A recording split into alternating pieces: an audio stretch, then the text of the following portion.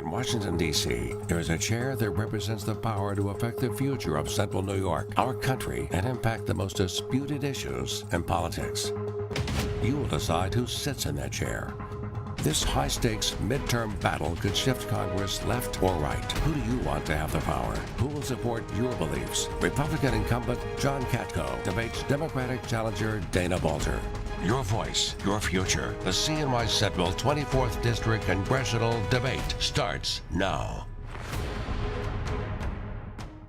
Good evening, everyone, and hello, I'm Matt Mulcahy. I'm Michael Benny. Welcome to an important conversation ahead of a critical vote. The candidates for Congress in the 24th District are here for the first televised debate. Incumbent Republican John Katko has been elected twice to this job. And Dana Balter is the Democratic challenger, a first-time candidate for public office who vanquished a primary opponent with better name recognition to win the Democratic Party line on the ballot. Now, here's how it's going to work tonight for all of you watching at home and for the candidates, too. They're going to have a chance for some opening comments. Those statements will last no longer than 2 minutes. Then we'll get to a series of questions. That'll take up the bulk of the hour that we have here to talk tonight. And then there'll also be closing remarks. Now, within those questions, we might have a little rapid fire round, give the candidates a chance to ask each other a question. So we should have ways to vary this up and really touch on all the critical issues to our community and to this 24th Congressional District. And hopefully have some fun in all of this. And the candidates won't just be answering questions from us. We took the pulse of people in all parts of Central New York. Megan Coleman is going to feature their questions. Tonight, we'll be bringing you the stories of Central New Yorkers, real issues they're dealing with in their own lives, and the help they're looking for from Washington. We'll ask the candidates what they would do to help them. We'll hear more from Megan in just a few minutes. Now we want to get to those opening statements. By a flip of the coin, we've decided the order of tonight's events, and we begin with the Democrat. Ms. Balter, you're first. Thank you so much for having me. Congressman, thank you for joining me here tonight, You're and thank welcome. all of you for watching at home. From a really young age, I learned some very simple but very important lessons from my brother who has cognitive disabilities. He taught me how important it is to stand up for the underdog and make sure that we are guaranteeing every single person in our society dignity and access. And that's why I want to run for Congress. I have a very simple yardstick by which I measure all policies. Will they help hardworking families of Central and Western New York? Will they improve their standard of living? If the answer is yes, then I support them. If the answer is no, then we have to go back to the drawing board. Congressman Katko uses a different yardstick. He supports things that make life better for his mega donors because he works for them and not for us. That's why he has voted to undermine our health care repeatedly. It's why he's voted to allow corporations to pollute our water supply. It's why he's voted for a gun law that our own law enforcement community says makes us less safe. It's why he voted to blow a $2 trillion hole in our debt with giveaways to the wealthiest and large corporations, which his party intends to pay for by cutting Social Security, Medicare, and Medicaid. I will be a different kind of representative. I will be a representative who shows up in all parts of our community, who listens to what the people of Central and Western New York have to say, and who stands up for them in Washington. Thank you. Thank you, Ms. Balter. Congressman Katko. Thank you very much, and thank you for being here and watching everybody tonight. And Dana, it's nice to see you again, and both of you as well. Predictably, as we started out today, she's talking about the fact that somehow I'm beholden to either, sometimes it's donors and sometimes it's President Trump or my party. I just want to put this out here for you all to consider. In 1995, I was sent down to the southwest border by President Clinton to go after cartel-level drug traffickers. I was 32 years old. My son, Sean, was 8 months old. We went down there, and we went on the front lines fighting the worst of the worst in El Paso, Texas, and over the border in Juarez. I then went over to San Juan, Puerto Rico, where President Clinton sent me to go after cartel-level drug traffickers again. And I tried the biggest murder case in the country, and I was 34 years old. In a place that was predominantly Spanish, and I flourished. I had a lot of threats. So many threats that I had to move my family out of there, and I stayed down there by myself and finished the job. I came back to Syracuse and continued as an organized crime prosecutor. And when I did that, I again had more threats. And I actually had a contract in my life, which necessitated again for me to have to temporarily move my family out of my house. And then I went to Congress. And even in Congress last year, someone threatened me and they were in prison. I tell you all those things to tell you I can't be pushed around. I always finish a job. And for anyone to suggest that I'm anything other than a tough bipartisan guy, that's just wrong. So let me make my case. I have been considered by Georgetown University, who did a very thorough study of being one of the most bipartisan members of both the House and Senate. That's 535 people. I'm ranked number 7. Syracuse.com did an analysis of my bipartisanship and independence and found that I was the most independent members in all of Congress. And I'm proud of that. Being independent and saying no to the right and saying no to the left is really hard work, and it takes guts and determination. I can't be bought. I have never been bought. And for people to suggest that is just wrong. I'm ready to talk about the issues tonight. I'm looking forward to hearing from Ms. Balter. I'm looking forward to responding. I'm also looking forward to hearing from the questions of all of you out there in the audience. And with that, let's get it on. Congressman Katko, thank you. Michael? Thank you. All right, the first question, it goes to Congressman Katko, and it broke today with the president. The president says it's ridiculous that in this country, if you come here and have a baby, the child is an automatic citizen. To change that, he's going to need a way around the 14th Amendment to the Constitution. Does the president have the power to end birthright citizenship? Do you agree with what he's saying today? No, I don't agree with what he's saying today. The 14th Amendment to the Constitution makes it pretty clear. You may be able to twist the words and find an exception, but that exception would overturn over 250 years of practice in this country. And the 14th Amendment was passed, I believe, sometime in the 1800s after the Civil War, and by law after that. So the bottom line is I don't agree with him. And then if you were going to change that, you're going to have to change the Constitution. Ms. Balter. The congressman and I agree on this. The president does not have the power to change that, nor should he. It's guaranteed in our Constitution, and that's the end of it. This is a non-starter. This is going nowhere. Yes, but I think it's important to note that we both just agreed on something. That's really important. That is good. Now that we have that out of the way. It's a good start. Right. Our next question, we go to Ms. Balter first, again related to some current events. A gunman attacked a synagogue, killed 11 worshipers in Pittsburgh over the weekend. The gunman now faces several federal counts, including hate crimes. What do you see within this violent attack that calls for some change in America? Well, I think this event that happened in Pittsburgh is incredibly troubling. It's very personal to me. I've spoken before about how my grandparents were refugees from the Holocaust. So the kind of attack that we saw on Saturday echoes a lot of what my family experienced for generations. And I think there is no place for this kind of hatred and this kind of violence in this country. I think it is incredibly important for our leaders to speak out loudly, swiftly, and against this, condemn it in no uncertain terms. And I think that that tone needs to be set from the top down. We need our president to step forward and try to heal and unite this country. Unfortunately, our president has not done that, and instead continues to foment these kinds of divisions. And I am very hopeful that all of our elected leaders will step up and do what's right, and make sure that we speak out as strongly as we possibly can against this kind of action. Thank you, Ms. Balter. Congressman Katko. Sure, yes, and I agree with her that we have to speak out in a unified voice and not politicize this one bit. I mean, the same thing, I felt the same way after my good friend, Congressman Scalise, was shot and darn near killed. He's a very dear friend of mine, and I felt the same way there. It's not about politics, it's about condemning the violence. And I do take issue with my opponent because the president is going to Pittsburgh today. And he's going to Pittsburgh to try and pay homage to and give some comfort and let him know that we support you as a country. And I don't think there's anything wrong with that. I think that's what leaders should do. And absolutely, everyone should tone down the rhetoric. Absolutely, everyone should get on the same page and condemn these acts of violence or threatened violence, no matter who it is or no matter who is doing it. Michael.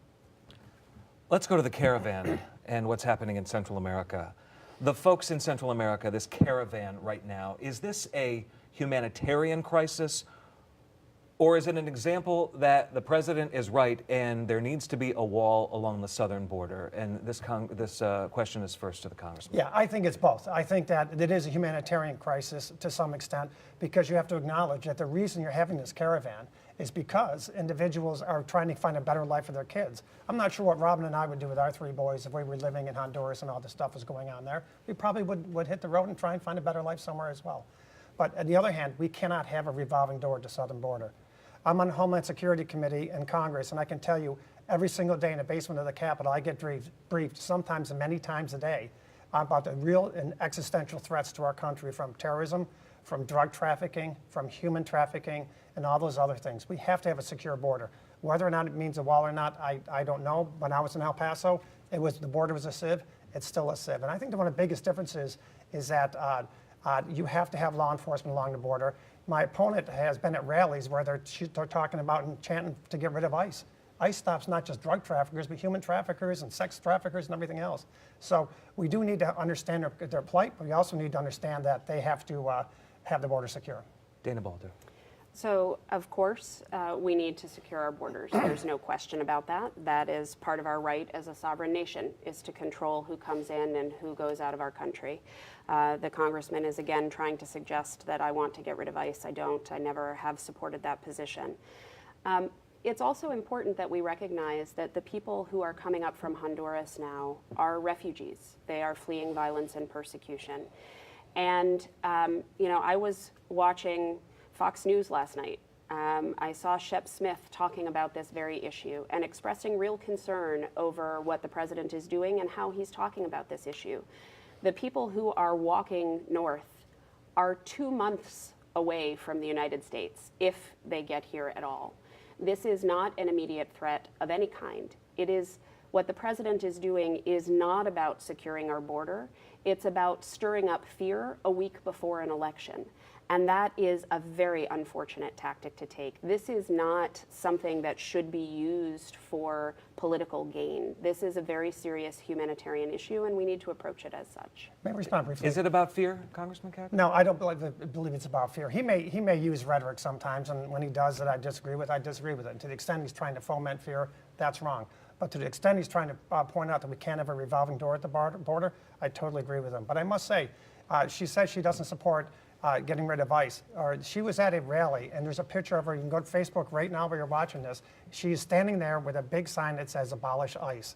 So you were there. You were a candidate. If you didn't know, you should have known that type of thing speaks volumes of where you're at. Ms. Balter, one more chance to respond to that. Is that true? So the rally that I participated in was about reuniting the families that had been ripped apart at the border, something that the congressman did not address with his so-called compromise immigration bill.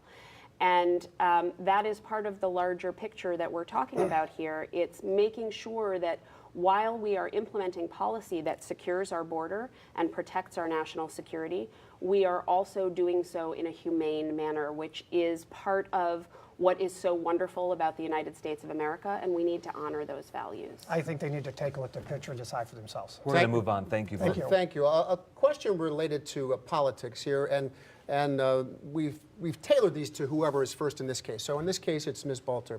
When describing your reason for running for office, you say our nation is fighting for its soul.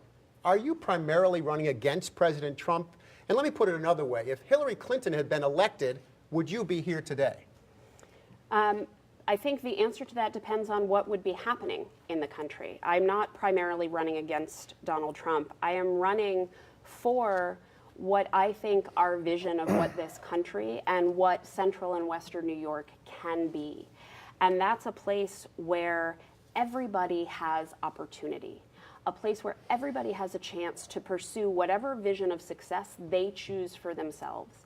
And that means making sure that people have access to good paying jobs so that they can support themselves and their families with their hard work. It means making sure that people can get to the doctor, that they don't have to make choices like, should I put food on the table for my kids or should I buy this medicine this week? It means making sure that we are protecting our environment and our natural resources so our kids can take a deep breath and we don't have to worry about them getting asthma. Those are the things that I'm fighting for. That's what I want to go to Washington to pursue. And when we have things that are undermining that, I think it's important for people in the public eye to stand up and speak out against them.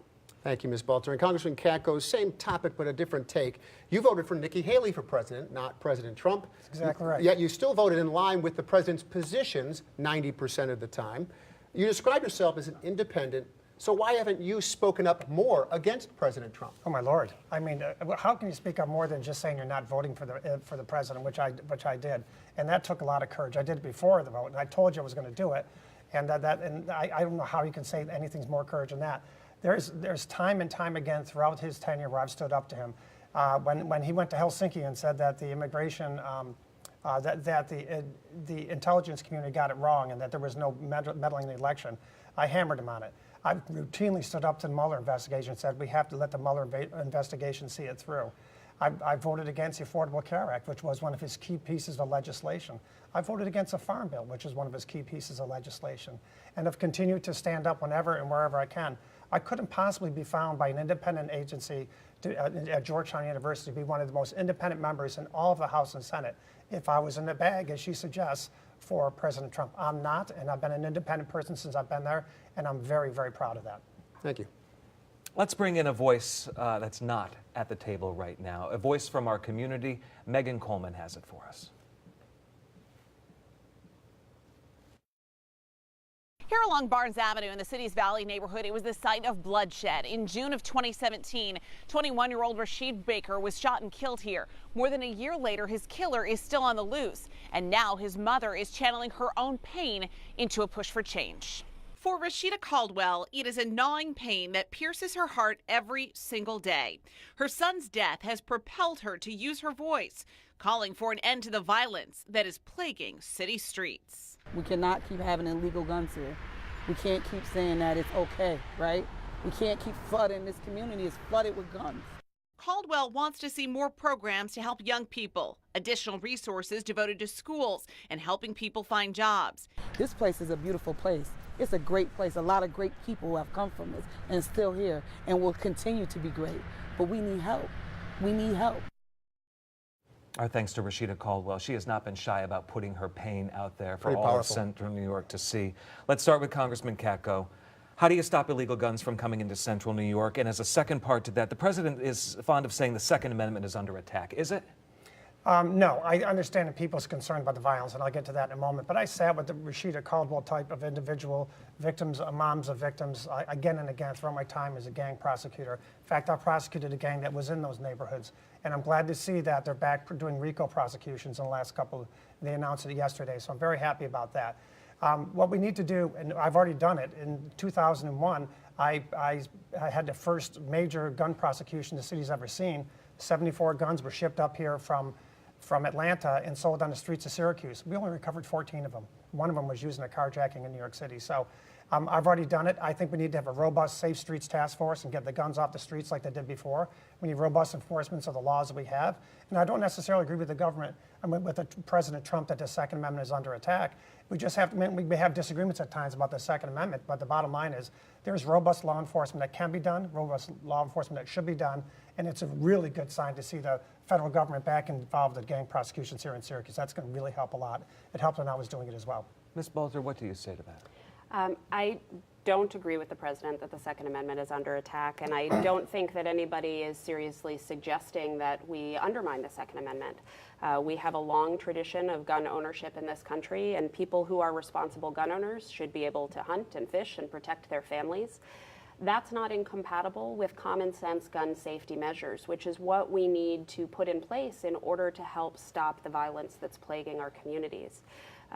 Rashida's story is one example. There are unfortunately many, many others as well. And there are some things that we can do right away at the federal level to really help. And the first thing I think we need to do is institute universal background checks. It's one thing that we know reduces the incidence of gun violence. It's the best way we have to keep hands out of keep guns out of the hands of people who can't be responsible gun owners. And 97% of Americans support it. This is where we should start. Let me respond briefly. Universal background checks are really not an issue in New York State because it's ubiquitous as far as the state laws go with respect to gun trafficking. So I just want to make sure that people understand that.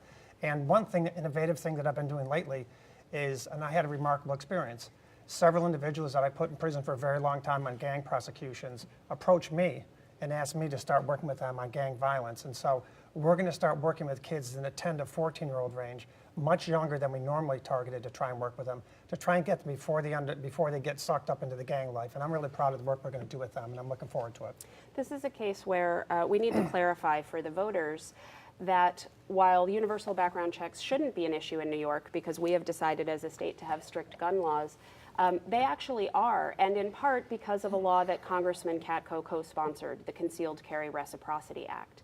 And what that law does is it allows people who are allowed to carry concealed weapons in their home state, even if it doesn't require background checks, to bring those concealed weapons into the state of New York. Our own law enforcement community tells us that makes us less safe. It is a way to undermine the laws that New York State has put in place. Thank you. Yeah, we're going to give you 15 seconds because she brought up a new issue there. So just please address that Concealed carry quickly. permits, when you come from one state to another, you are subject to the laws of that state. So that should not be an issue in New York State. And I've prosecuted hundreds of gun cases throughout my career, never once found a criminal who lawfully possessed a weapon. Thank you. On to the future of the region, Syracuse specifically, but really central New York with the future of 81. We know there's been studies done for 10 years now. We know the three options: tear it down, build a community grid; tear it down, put in a tunnel; tear it down, build it right back where it was before. Which position do you support, and why do you think leadership on this issue is critical to getting this community to get off the dime and make a decision? We begin with Dana Balti. So I think I have been a vocal and consistent supporter for the community grid. I think it is the best option for the entire central New York region. It gives us the best opportunity for economic growth and development with building up the city. It is the least expensive option on the table. It has the smallest environmental impact, and it also gives us the ability to redress some of the wrongs in terms of social and racial justice that were done when the highway was originally built through the city, which is part of what contributed to the hyper-segregation of the city of Syracuse. We have a phenomenal opportunity for economic growth for our region with this project, and we need to bring the resources here to do it. We need to make sure that the jobs stay local. And I think it's incredibly important for our leaders to stand up and talk about these things and not sit back and wait for somebody else to make a decision. We should be talking about the issues that matter and helping our community come to the best possible choice. Congressman Katko. Sure, I've been on this, we've been talking about this issue since before Ms. Balter came to Syracuse in 2012. It is a landmark issue here, no question about it. And what I've done since I've been in Congress is a couple of things. Ensure that there's a long-term highway bill and a stable fund for the first time in over a decade, after a decade of continuing resolutions. I also had Interstate 81 in our area designated a high priority corridor, which makes it then more susceptible to the top funding and top attention. I think it's irresponsible until you get the final three versions out there to take a position on this, because we don't know what the ultimate costs are going to look like for any of them, contrary to what she says. We don't know what the tunnel version would look like. We don't know what the bridge version is going to look like, and we certainly don't know what the boulevard version is going to look like. So, and you also must have an opinion. Sure. We studied this for 10 years. Yeah, sure. And now is the time to say. We'd appreciate that. Yeah, I'm getting it. I think having the same general direction it is now is probably something we have to consider, because it's not just a city of Syracuse issue. There's no beltway on the western side of the city, so DeWitt would be very negatively impacted by this, and so would all the south towns, because the surface transportation cutting across, if 41 becomes 81, would be a real problem. So I think having the same general direction, and that's a consensus of 19 town supervisors who represent 320,000 So rebuild it people. where it was? That's what you want? No, have it in the same general direction, whether it be a boulevard and a tunnel or whatever they come up with. That's my position. They're all the same direction, though, aren't they? No, Isn't every option the that's same not- direction? No, what I want to see, not making 41 81. You want to have 81 still coming through the center of Right, I think Syracuse that you somehow. could either, I think if, I don't know why in a compromise version, you couldn't have the tunnel and with the boulevard on top of it. I think that would be a very good compromise as well. But again, I want to see the price tags. I know we can deliver it, the money's there in Albany. And the governor just has to say, I'm going to make this a priority. And the money that we could generate from this would be pretty substantial. Okay, so tunnel, community grid, hybrid is your answer there. Or something in just same general direction. I don't think anybody wants a viaduct, but that's the only other option, so we have to decide those. And Ms. Balter, any... Yes. rebuttal to So that. I have watched this process unfold for more than a decade because I moved to Syracuse in 2003. And I have seen the back and forth on this, which I think has gone on far too long. We have studied these options up and down and backwards and forwards. We know what the pros and cons of each of these are. There's now new studies going on because a very particular set of interests wanted to stall this decision for another couple of years. And it's unfortunate that those interests had the power and the money behind them to do that, because in the meantime, our highway is crumbling and our city is calling out for economic revitalization. This project will help do that, and we need to get it done. If I may, the very special sets of interests you're talking about are your constituents. Those 19 town supervisors wrote a letter last week that represent 320,000 people, and they shouldn't be ignored. Those And are not they- the interests I'm talking Well, why about, don't and you I be don't specific ignore then? them. Who are you talking about? The business interests. Like who? The talking about the mall? Yes. The mall. They might as well be specific. Yeah, but you know that doesn't account for the 19 town supervisors and every single politician on both sides of the aisle, except for Al Sturpey, outside the city of Syracuse, I want to keep 81 in the same general direction and work from there in a compromise. And I think if you're in the spirit of compromise and bipartisanship, let's sit down and figure it out together. Michael. Oh, I kind of want to talk about 81 more. Everybody Are you done? Are you done with that? Okay. Oh, we can All right. spend You know more what? time It's on time this. to hear a voice from outside the studio, and we're so thankful these people have shared with us. We are going to go to Megan Coleman right now.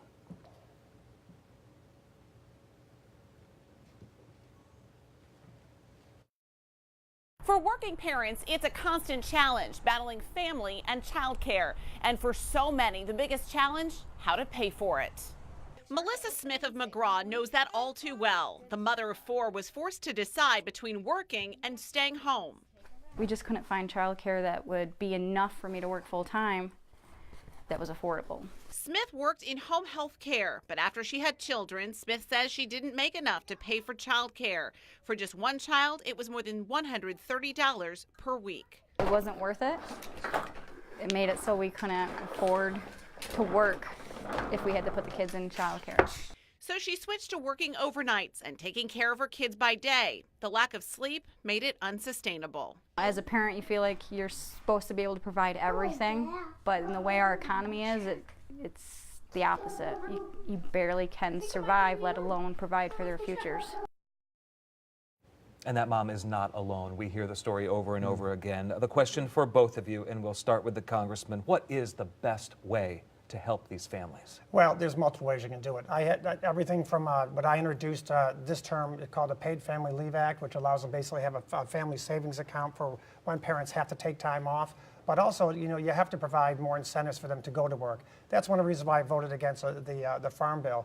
It disincentivized the working poor to go to work because it cut programs to support them, in particular the SNAP programs. But you also have to provide incentives for employers and encourage employers to expand their coverages for their employees and allow them time, maybe allocations for childcare. And I think that this should be part of the tax credits as well. I mean, we have to continue to do that. But we're creating economic opportunity now, and it's undeniable that the tax reform is working because we're at an 18-year low in unemployment. 18-year low. And that's pretty remarkable. When it's that low, employers are going to have to get more competitive and creative to get the good talent. And when they do that, they're going to have to take into account women like this one we just saw who has special needs with their kids and child care expenses, and they're going to have to account for that if they're going to want to have that good talent in the workforce. So it takes a lot of different things from private sector to public sector. Dana Bolton. The challenge that families are facing is that, for example, in the city of Syracuse, unemployment hasn't reached an 18-year low. Though it has across the country, the city of Syracuse is experiencing a much higher rate of unemployment.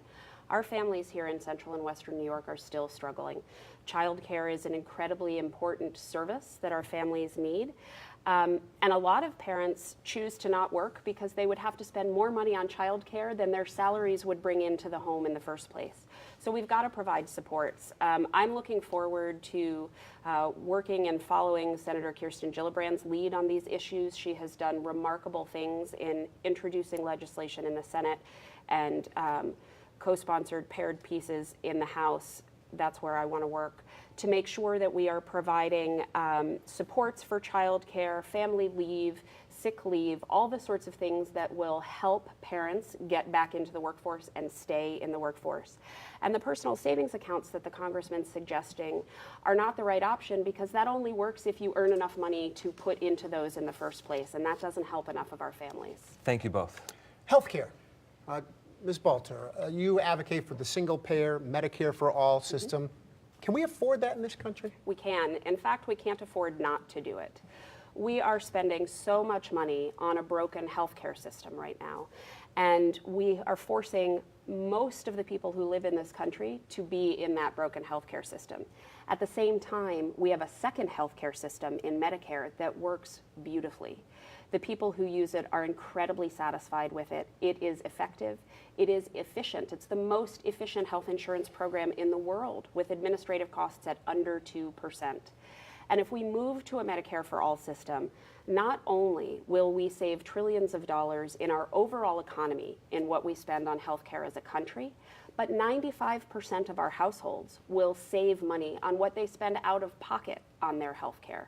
This is the smart economic approach. It will also relieve burdens for small business that are struggling to provide health care for their employees, which makes it hard for them to not only make money, but attract and retain talent. Across the board, this is the best approach to making sure everyone can see a doctor when they need to. Congressman Katko, we know you voted against your party in terms of trying to repeal the Affordable Care Act, Correct. which was one of your campaign promises. But is healthcare in a better place today with the actions that have taken place over these last 2 years? I think there's a lot we need to do. And again, I want to make sure people understand. I kept my promise to the American people when I said that I would not vote for repeal of the Affordable Care Act unless there's a replacement ready to go. And keep in mind, that was President Trump's first major bill, and I said no to it, despite withering pressure and criticism. I stood up to him like I always do.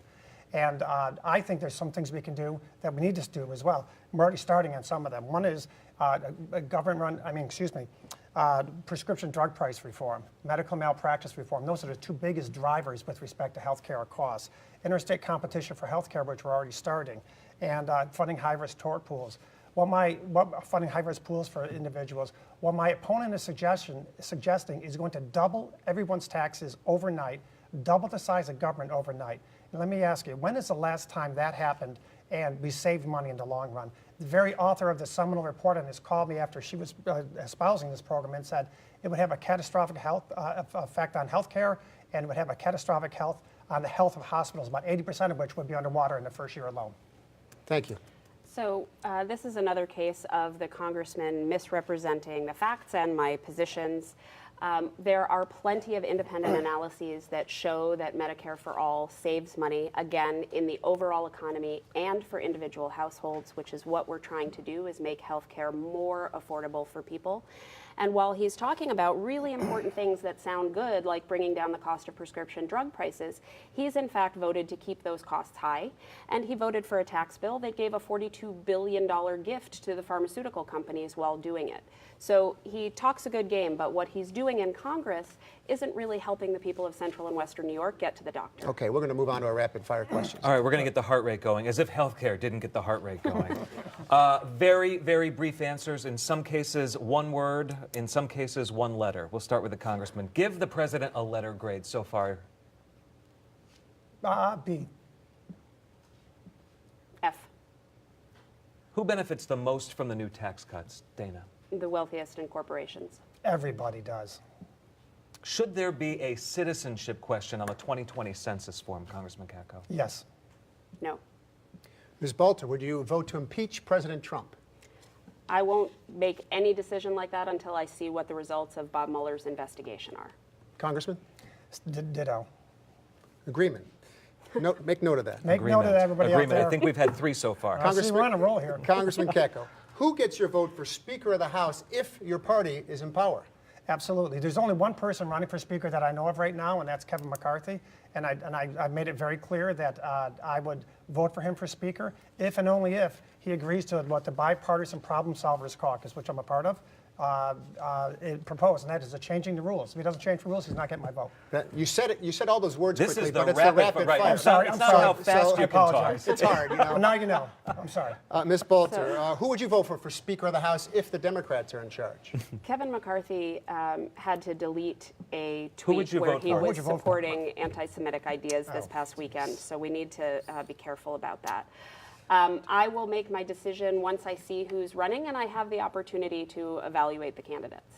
Okay, undecided. Dana Bolter, is it time for the Mueller investigation to end? It's not time to end until Robert Mueller says that it's time to end. We need to let him finish doing his work. Congressman? I agree. What are you reading, Congressman? Do you have time to read a book? Yep. Book on Harriet Tubman, and it's pretty awesome. Ms. Balter? I have not had time to read a book in several months. That's Honest. understandable. Dana, to you first. Tell me something I should binge watch. Do you have any binge watching? Yeah, What's good? My favorite show of all time, it's an oldie, The West Wing.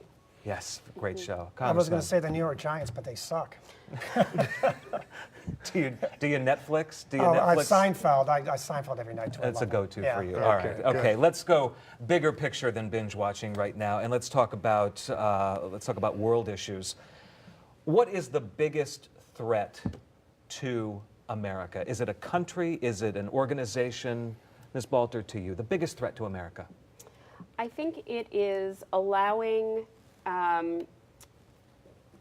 the threats to the democratic foundations of our country go unchecked. When we hear people in public, people in elected office doing things like attacking the free press, attacking an independent judiciary, undermining the things that actually make our democracy work, I think that that is the biggest threat that we need to fight back against to protect and defend the Constitution, the very foundational principles of this country, to make sure we're standing up and fighting for those, because democracy works when we make it work. Are you talking about someone specifically? I'm talking about everybody from the president on down. We hear this kind of conversation across the country right now, and I think that's really dangerous. Congressman Kacker, the biggest threat to America today is what? Sure. That's why you can tell that she's not going to work with the other side when she gets to Congress. The biggest threat, hands down, without a doubt, is terrorism. And you have no idea how many people in this country risk their lives and sometimes spend their lives keeping us safe. Every day, every morning, I go down to the basement of the Capitol as part of Homeland Security. We go in a secure facility and we get briefed on the threats every day. And it's remarkable how many times those threats are imminent and how many times those threats are put away. And I just wish we could talk about the great things that the American people are doing day in and day out. But let's face it, people hate the fact that we have a free country. They hate the fact that we have a raucous debate. And you can say you don't like the president. You can disagree with each other. And the fact that we have this democracy is antithetical to people like North Korea, to people like Iran, to people in the Middle East, to ISIS. And they want it to stop because they don't want it to spread to their countries. And yes, terrorism, hands down, is the biggest threat we face today. And I'm so proud of them on the front lines of fighting it. Thank you. Let's head back more towards within our borders, the domestic issue. How is policy out of Washington regarding the economy?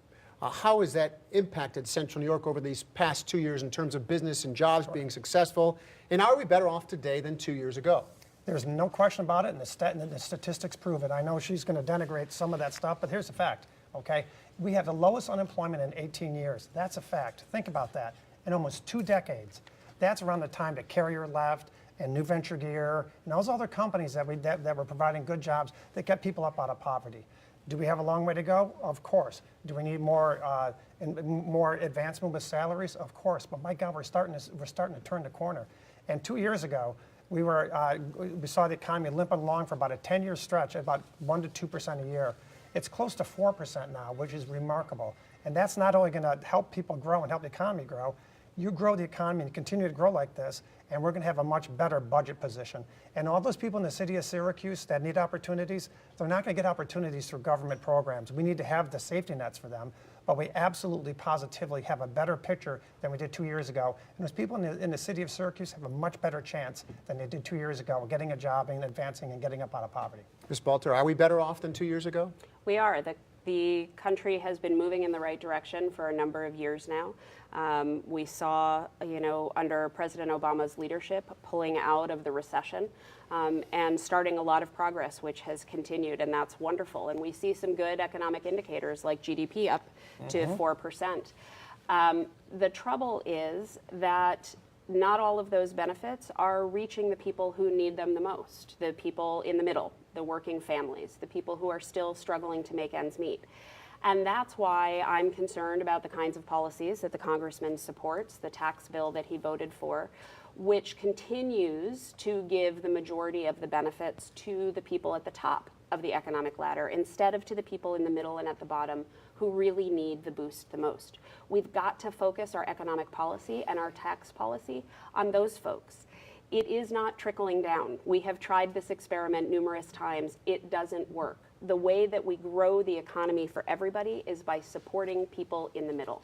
Michael. If I may just respond briefly. 15 seconds. Go Sure, ahead. yeah. She keeps saying the majority of tax cuts go to the wealthy, and you've seen all the hundreds of thousands of dollars of commercials on that.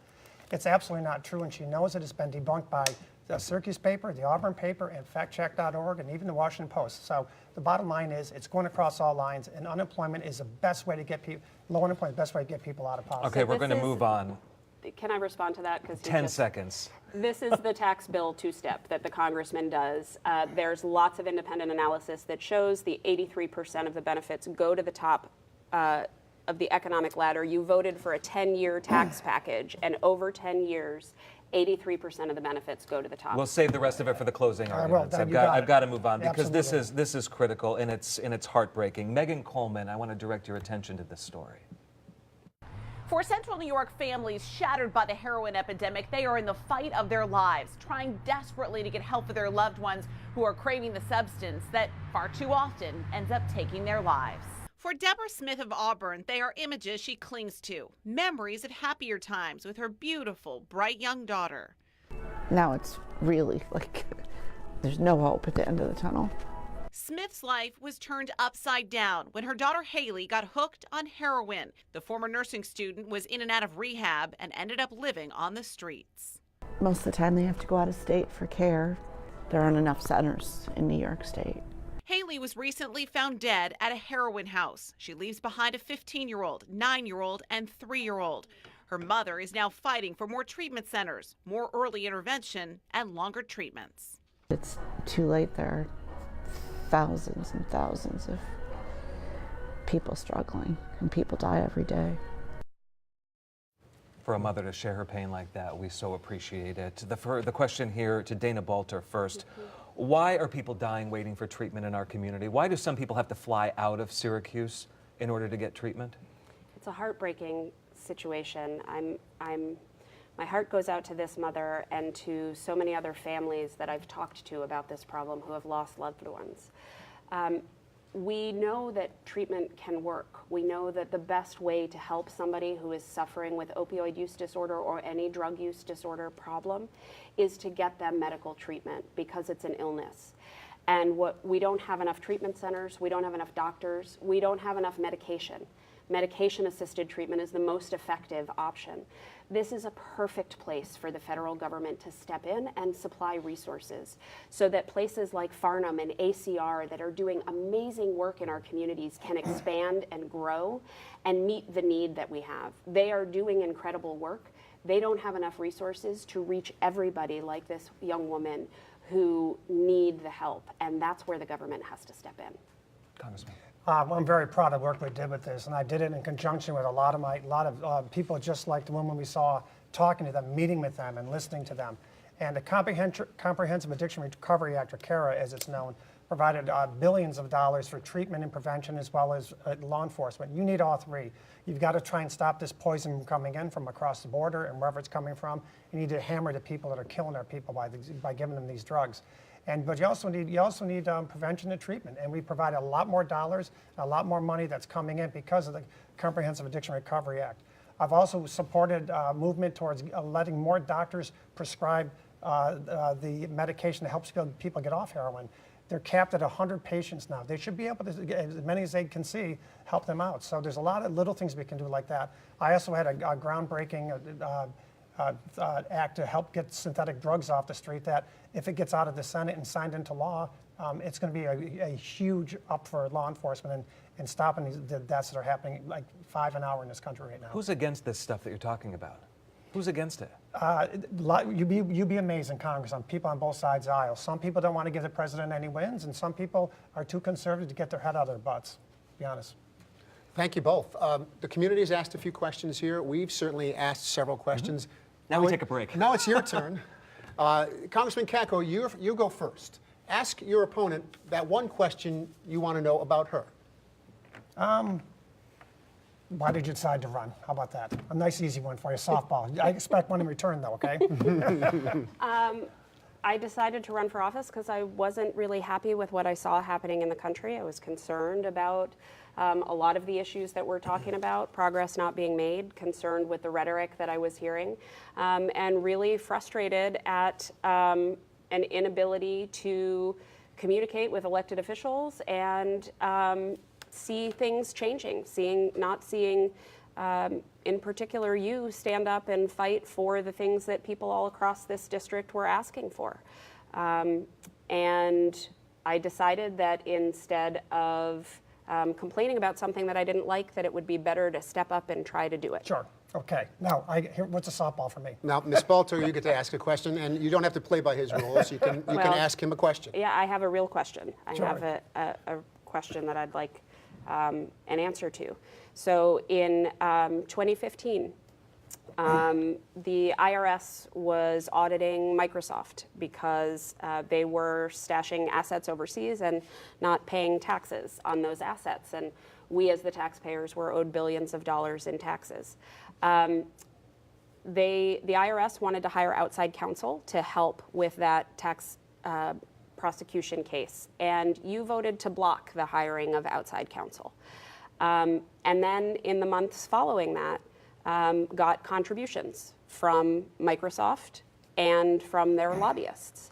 And I was hoping that you could explain how that works and why. Sure. Again, she's alleging my integrity has somehow been impugned by something I've done. And let me tell you something, as I told you at the outset here, based on what I've gone through in my career, there's no chance I would ever be influenced by anything. She tried this junk last debate, and she was thoroughly debunked by it. So, you know, you don't need to do that to get elected. And I don't think people appreciate that kind of nonsense. There's not a person that doesn't out there that thinks that I'm not a very good, law-abiding, hardworking prosecutor. And for you to allege otherwise is just ridiculous. And I asked her that question about why she ran for Congress, because she told everybody for a long time that she ran for Congress because she couldn't even see her congressman.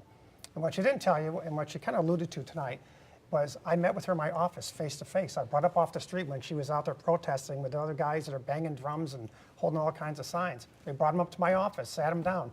And my staff met with her for an hour down in Washington. We also responded to 6 of her inquiries, so that wasn't enough, and we still have this type of nonsense instead. You should be running for office because you want to make a change and make a difference like I did. Ms. Balter, you want to rebut that? I do. And I'd be happy to talk about the meeting that we had in your office, which I've talked about publicly many times. But I'm wondering if maybe you would give the voters the comfort of a promise that you won't continue to take money from companies whose laws you create. If there's no if you really want to give voters the assurance that there's no conflict of interest there, that would be a great way to do it. If you do the same thing, that'd be wonderful. But here's the deal. I have pledged never to take corporate PAC money for exactly this reason. But you already have. No, you already I have never taken a penny of corporate PAC money. You already have, and you've done it through Nancy Pelosi's support. You've got $750,000 from her supporters in San Francisco alone. The money that I raised in San Francisco, Congressman, had nothing to do with Nancy Pelosi. Those are individuals who have chosen to support me largely because of my support for campaign finance reform and my pledge to never take corporate PAC money. The fact of the matter is she's taken PAC money. She's taken the vast majority of money came from outside here. When Nancy Pelosi came in with her $1 million corporate PAC, she said, I welcome them here. That is breaking your pledge, so don't be a hypocrite on this one. And we should move on. Is this part fun for either one of you? No, I'm curious. it's not. Because, it's not. Because when it gets, when it gets like this, I'm just wondering, is there anything fun about it? No, because when she impugns my integrity, that's not fun enough. I've worked 25 years as a federal prosecutor and as one of the most decorated congressmen and congressmen, most successful legislators, and it's not fun. And I know she wants to get elected, but it shouldn't be at all costs. Congressman, I'm just asking you to explain the facts to the voters. These are things that people wonder about. They see them happen, and they have a right to understand them. I'm asking you to explain something that you still haven't actually explained. Thank you. We appreciate that. Michael. Okay, let's talk about the stock market. In the month before the election, which is next Tuesday, it dropped sharply. Some say it's a needed correction. Other people are very worried that it is a predictor of some doom and gloom to come, like we've been here before, think 2008. What policies of the administration right now have maybe contributed to what we're seeing in the stock market, and what policies have helped to grow the economy? Dana Balter, to you first. So some of the things that I'm concerned about that the administration has done that have the potential to affect the broader economy, I'm worried about the president's trade policies, engaging in a trade war, and what that is doing to our economy here at home. I know we're seeing, you know, among our farmers in particular, impacts from those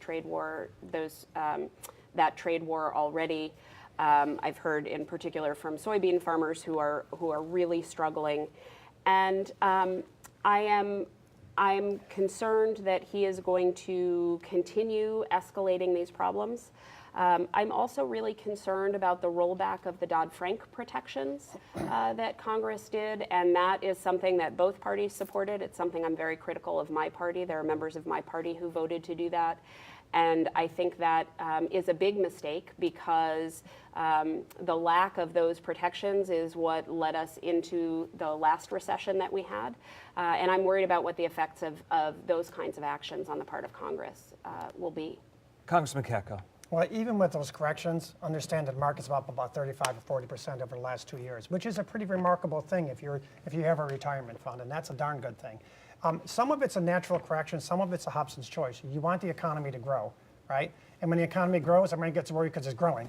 And so there's natural reactions and there's a natural inclination by the Fed to raise interest rates to try and slow down the economy a little bit. So there's always a delicate balance. That's what's going on now. And when you've had 2 years of unbelievable growth in the market like we've had, and people's 401ks are much better off, unemployment's very low, the economy's growing at a 4% rate, there's a natural inclination to try and tap the brakes a little bit. I think part of this is profit taken from the market, and part of it is trying to figure out what's the perfect balance between growth and not getting it overheated. So I'm optimistic about the future. I'm very optimistic, and I think what we've done is really setting us on a very good course fundamentally. We have time for one more question before we get to your closing arguments, and this one goes to Congressman Katko.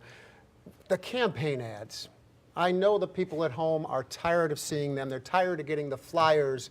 We know that outside money pays for a lot of them. Some of it comes from your own campaign funds.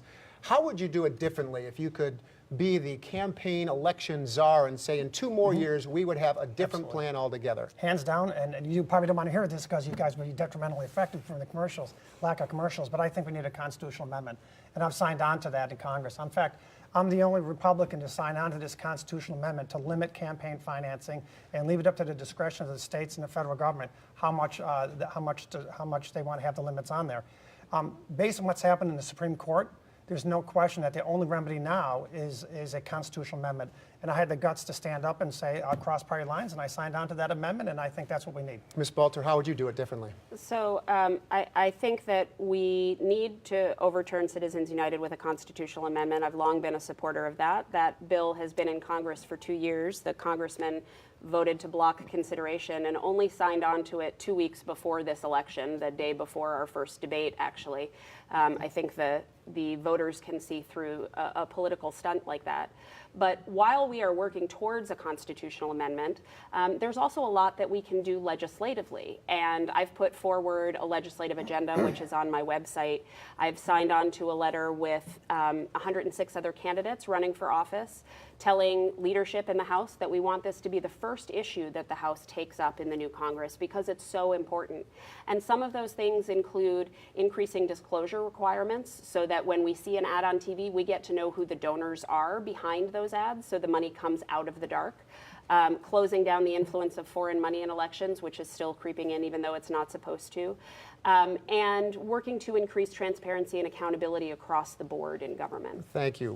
We appreciate your answers for all of these questions. We are getting near the end of our broadcast debate here, and we want to give you 90 seconds each to make some closing remarks, one more pitch to the voters who are out here in the 24th Congressional District, and we begin with Ms. Balter. Thank you again for having us, Congressman. Thank you for participating, and thank you all for watching.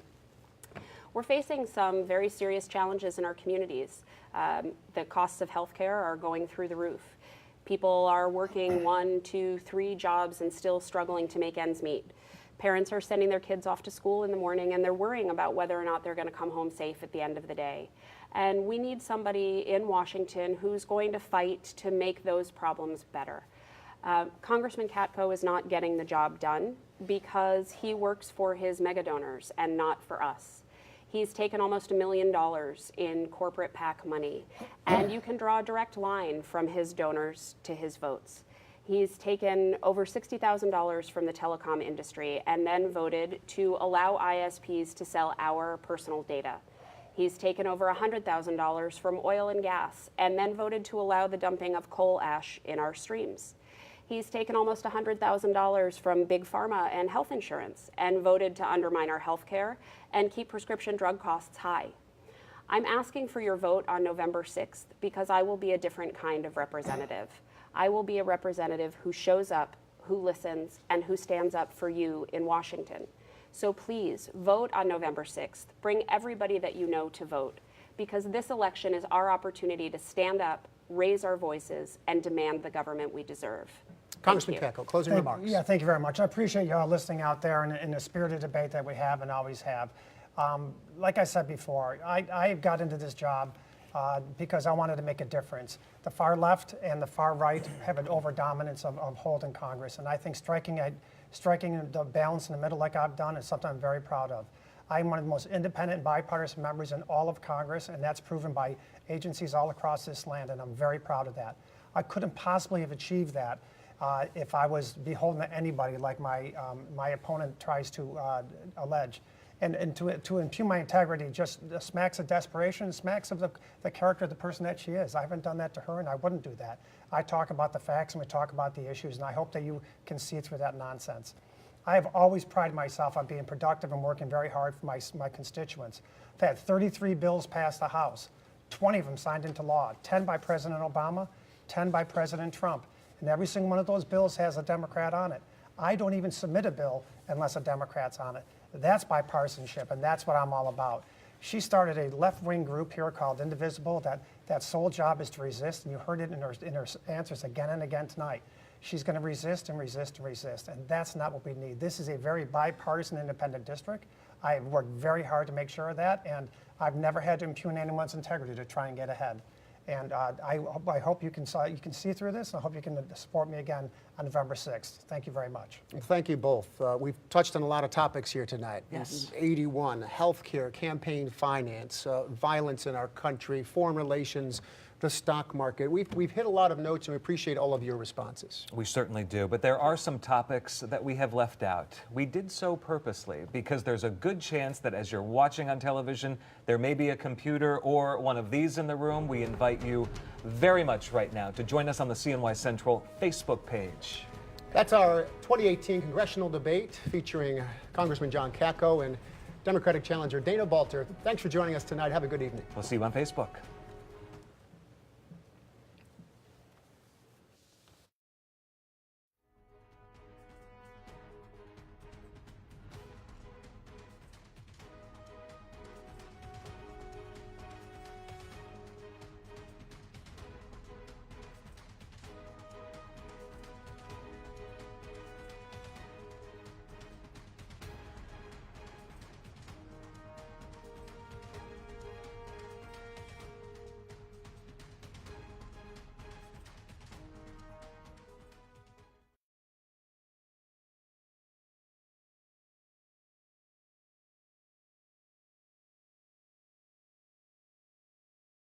All right. Welcome, everybody, on Facebook to the CNY Central Facebook page. I'm Michael Benny. I'm Matt Mulcahy. We just finished our broadcast on both NBC3 and CBS. So we're loosening things up a little bit. CBS 5 now. It almost feels like she loosened the tie. And our candidates are gracious enough to stay with us for a few more minutes here. I want to start with a little bit more of a philosophical question. Doris Kearns Goodwin wrote Team of Rivals about President Lincoln and, of course, Auburn's own Secretary of State Seward.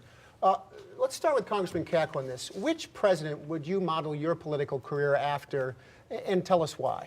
Abraham Lincoln, for sure. He brought in all of his rivals, and that's what that book was all about. All of those individuals were hands-on favorites to beat him in the presidential election in 1860. All of them on the Republican side. They were his rivals. Those are the guys he fought with.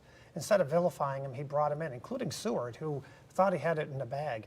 And so I would definitely try to be like him. I am like him because I'm all about building consensus on both sides of the aisle. My membership in the Problem Solvers Caucus, 24 Democrats, 24 Republicans, and we go in, instead of vilifying each other, we try and find ways to work together. And we're making a lot of progress on rules changes, on health care, and on infrastructure.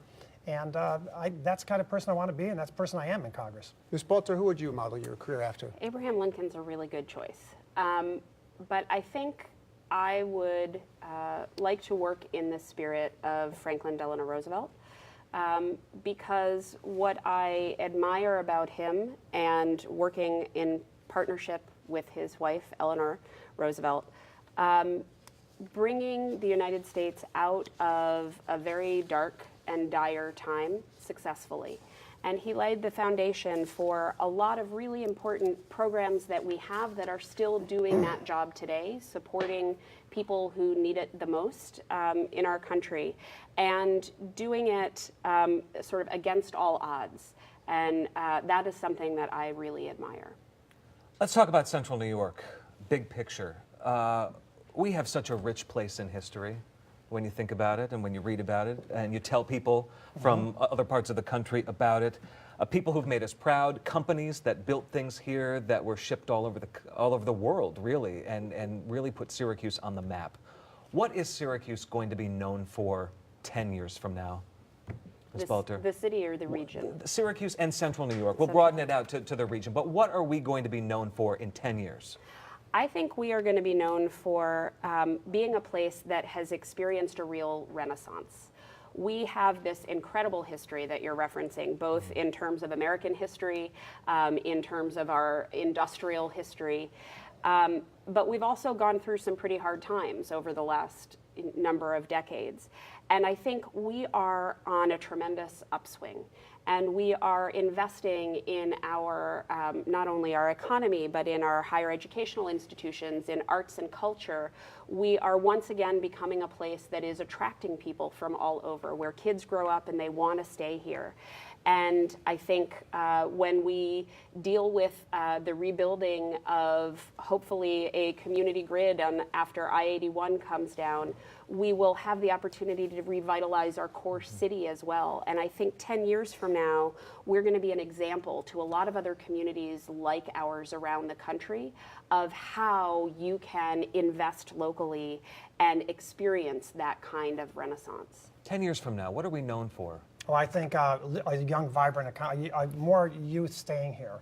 And that's been a problem here, is that we've taxed people to death and regulated them to death, and they've all left here generation after generation, businesses and family members. So I look at companies like TCG Player, which is innovative downtown, and Terrakeet, which is doing a lot of things to get kids coming from other areas to move to Syracuse. But one game changer that I've been working very hard on with the Center State CEO is the drone technology corridor and the research. If we continue on the path we're going with that, and all the things I've helped advocate for them with the FAA and others, we've got a real opportunity to become the leader in the world in drone technology. And it's a corridor now from Rome to Syracuse. And the more more doors I've helped open for them with that, and they're investing in it, the more I think we can see a real game-changing experience for this economy, the likes of which we've never seen. I'd say 10 years from now, we'll be known for Jim Boeheim being the oldest coach in college basketball in history. He's going to keep going. Will you be on the air to cover it? And he's going to keep going. Sure. No doubt about it. A serious question, though, and we'll take this one to the congressman first. I was talking to a small businessman recently. He hires a part-time worker. The part-time worker comes in the door knowing how many hours he or she should work to be able to bring home a paycheck, a modest one, and still get public assistance. How do we get over that hurdle? And this is a federal government issue of somebody being able to work and make a transition off of public assistance instead of it continuing as a lifelong system. That's exactly why I voted against the Farm Bill. Exactly. Because the Farm Bill also includes the SNAP provisions, right? And so in New York State, they give you up to you're eligible up to 200% of the rate of poverty. The rate of poverty is like $22,000. So if you're a family of four and you're working, right? And let's say you're making 40 grand, you're still eligible for food stamps. And you want to incentivize these people to work. It is a height of insanity to cut those, and they tried to cut them in the Farm Bill. So I stood up for that and said, no, I'm not going to do that. I won't vote for it. And they flipped out on me, but I held my ground. Now the Farm Bill is stuck in a negotiation between the Senate version, which has taken out those cuts, and the House version, which is in them. And so I've been pushing to reinstate those provisions. I think they're going to be there. But you've touched on a broader question. We need to incentivize people to get into the workforce, especially now with the unemployment being so low.